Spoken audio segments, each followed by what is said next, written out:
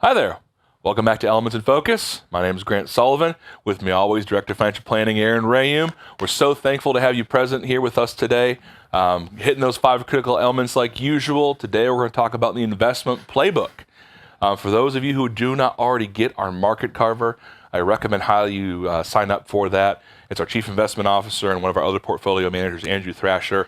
They come on board, talk about what's going on in the economy, give their insights on the market. It's very good stuff.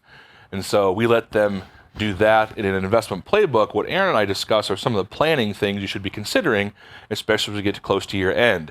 And the big one here is do not forget to harvest gains and losses. Aaron, what do we mean by that?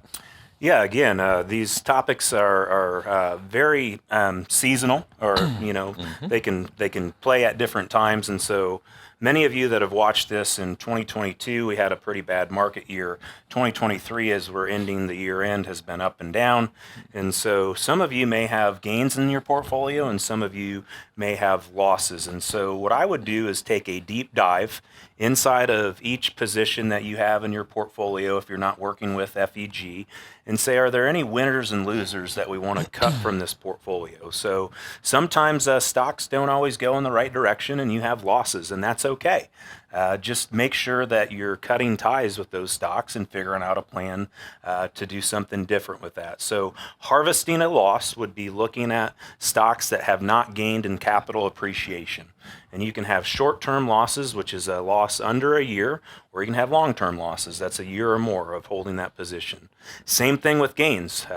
Most people are hopeful that the stock that they purchase is going to grow in value. And so if you have gains, you want to pay close attention to those. You want to make sure if you're looking to harvest gains that there's a difference between short-term capital gains and long-term capital gains.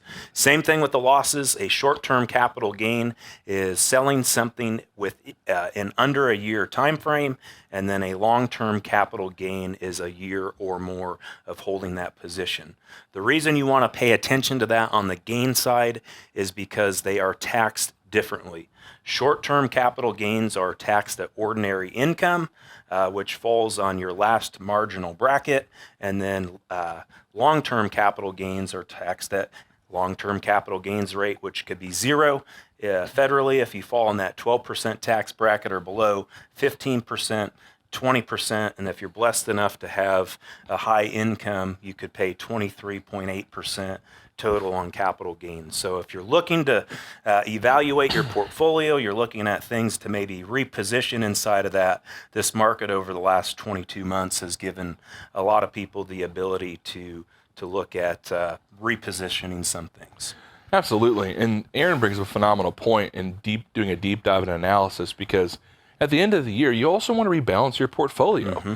And what do we mean by rebalancing? It's taking a look at those winners and losers. And if those winners have gotten a little overstretched because they've participated too much, you don't want to overexpose yourself to those appreciated assets, and harvesting some of those losses to bring down some of those gains to re-true up your portfolio to make sure it is balanced is critically important. And so, Aaron, thank you for describing that. It's so critical to do, especially as we wrap up the year here. And if you're looking for a team, a fiduciary team to help you analyze this and make sure you're going in the right direction with your portfolio, please schedule a complimentary meeting with us. The complimentary Next Steps meeting includes a 90-minute discussion where at the end of that you're leaving with one thing to think about, or many things to think about your situation, how it can improve today through planning metrics, tomorrow through planning metrics, and if we agree to work together, a written out plan that we're going to evaluate and monitor and adjust every single year. You can get to hold of Brittany at 800-928-4001. She's on the other end of the phone helping us schedule those complimentary meetings with one of our advisory team members.